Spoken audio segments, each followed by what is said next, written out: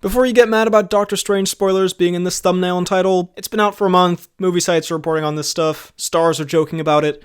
I feel like the acceptable window for these kinds of spoilers is here now. Just want to get that out of the way. The biggest and pretty much only cameo scene from Doctor Strange in the Multiverse of Madness featured a long-running staple of Marvel Comics, the group known as the Illuminati. And while the film version did differ in some ways from the comic version, it led to a pretty cool part of the film, with fun cameos and references, and a fun action scene that ended in the brutal deaths of nearly all the group's members. However, seeing the film for a second time did get me thinking, what is next for these characters? At first, that may seem like a silly question, since, they all died. What's next for this Reed Richards is being picked up by a vacuum cleaner. But remember, this part of the film takes place in an alternate universe, and these characters, not those specific versions, are linked to the larger MCU, and some are tied to future film and TV properties that are already in the works. So today, I want to ask the question, what's next for the Illuminati in the MCU? First, we'll talk about the group as a whole, and then go through each individual member. On the Illuminati as a whole, I don't think we'll be seeing them in the MCU again, or if we do, it won't be for a while. Obviously, again, this specific group is dead, but the general concept of it, I think, worked really well for this alternate, weird version of the MCU where characters' motivations and stories don't really matter, and they could bring in other characters. So I think it worked specifically for that film, and I don't think they're going to try to do that in the normal MCU, or the 616 continuity. Like, if you tried to do this sort of thing in the 616 MCU,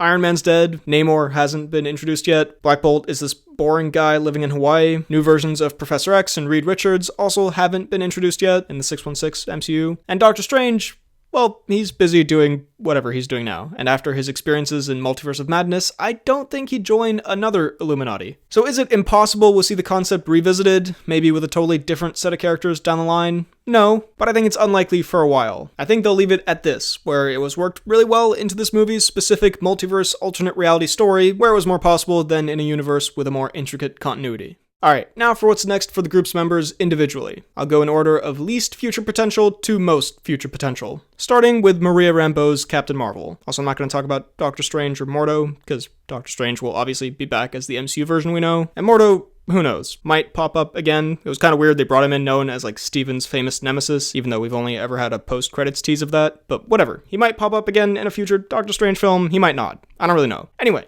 Maria Rambeau's Captain Marvel. Not a bad inclusion at all, but I think that may have just been a fun what-if style cameo in this movie that won't come into play again. In the 616 MCU, Maria's story is in the past. She was part of Carol's 90s story, and she is now dead. Is there a possibility of bringing her in for the Marvels? Maybe, since we will have lots of different Captain Marvels teaming up, including her daughter, so that could be something they want to do, but A, I don't expect that movie to really deal with multiverse stuff all that much, and B, they don't want to overuse the multiverse concept and just bring people back willy-nilly from the dead via the multiverse, because they can. That would get very tired and break continuity and ruin stakes real fast. So I'd say we probably won't see Maria Rambeau's Captain Marvel again. Possibly in What If, maybe, but in live action, I doubt it. Then there's Black Bolt, who they finally did give a comic-accurate costume and somehow showed off his powers in a better way in 5 minutes of screen time than that show did in 8 whole episodes. But I think we've also seen the last of him, at least for a while, and at least definitely this version with this actor. I think it was a fun nod to that show, since the Illuminati has Black Bolt in it in the comics. They thought, why not just keep continuity and bring that guy back? It's kind of a fun reference for those in the know, and then they immediately kill him off in a super brutal way. I think in terms of making a standalone Inhumans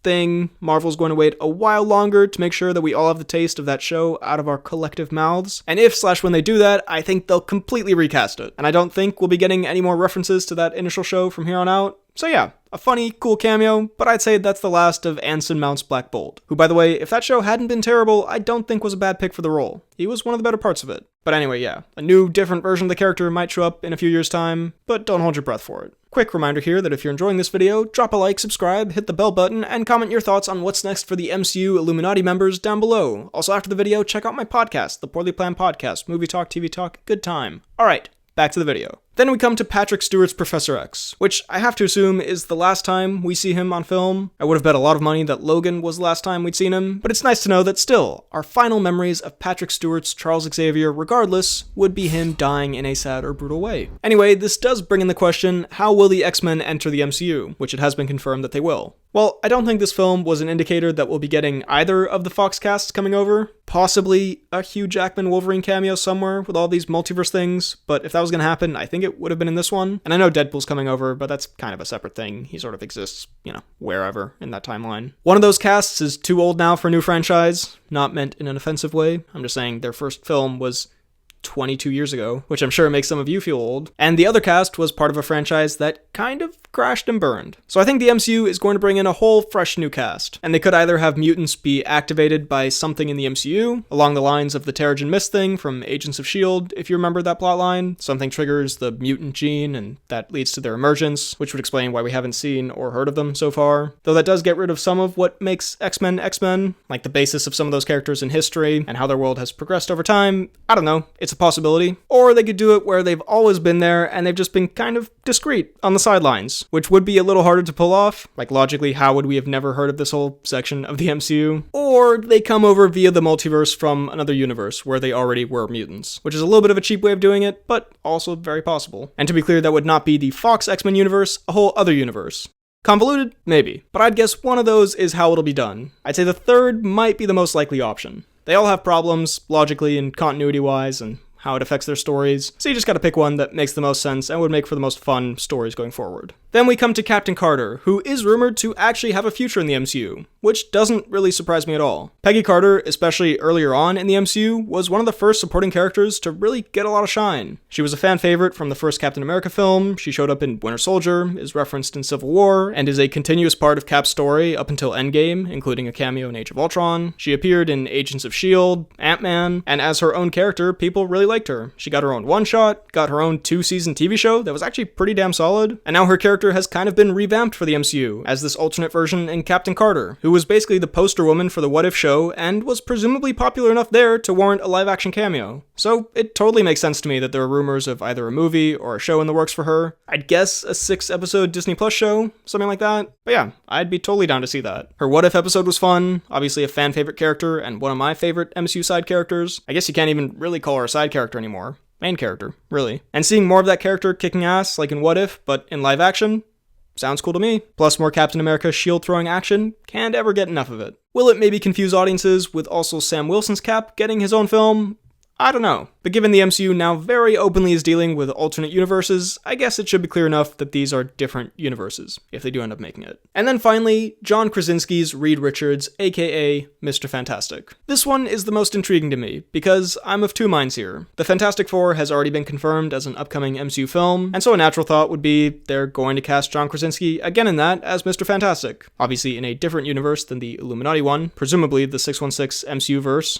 But would they? I mean, I think the Krasinski cameo here may have just been because he was a long-time fan-casting wish, along with Emily Blunt as the Invisible Woman, and there's some pretty widely circulated fan art out there, and I think Marvel was making a fun reference to that. I honestly thought we were going to get more nods like that to fan castings, or castings that almost were, like when it was rumored that Tom Cruise as Tony Stark was going to be in this, but I think this may have just been a fun little cameo for fans. Also, Krasinski auditioned for Captain America, which is another layer to the reference. Also, it would be kind of weird if this character's first introduction to the MCU is him using his powers for, a split second, and immediately getting dealt with in violent fashion by Wanda. I know Wanda's super powerful, and that doesn't necessarily mean Mr. Fantastic sucks as a superhero, but I feel like mainstream audiences might see John Krasinski as Mr. Fantastic as the protagonist of a new movie and go, didn't that guy lose instantly the only other time I've seen him? Fascinating. So if they keep this specific casting around the character, that might dampen some hype around the new film. Plus again, it might confuse audiences, but with everything the MCU is doing now, I don't know if I should be worried about mainstream audiences being confused, because they do seem to just go with it regardless. So what will happen here, ultimately? I don't know. I'm gonna guess they're going to recast and give us probably a little bit of a younger Fantastic Four cast. Not that Krasinski's old by any means, but if they want to start fresh and probably have these characters for a long period of time, they might want to look at a relatively younger cast of four, and I think John Krasinski's appearance in Doctor Strange may have just been a fun cameo. Who knows though? We'll find out probably before too long. So, those are my thoughts on what's next for the Illuminati, and more so their respective members in the MCU. What do you think will happen here? Let me know all of your thoughts down below in the comments. While you're at it, be sure to like this video, check out my Instagram and Twitter at BHL_Hudson, my Letterboxd at RealBHLHudson, check out this podcast that I do with a friend of mine where we talk about movies, TV shows, a bunch of nonsense. It's called the Poorly Planned Podcast, and subscribe for more videos like the one you just watched. Thanks for watching, and I'll see you next time.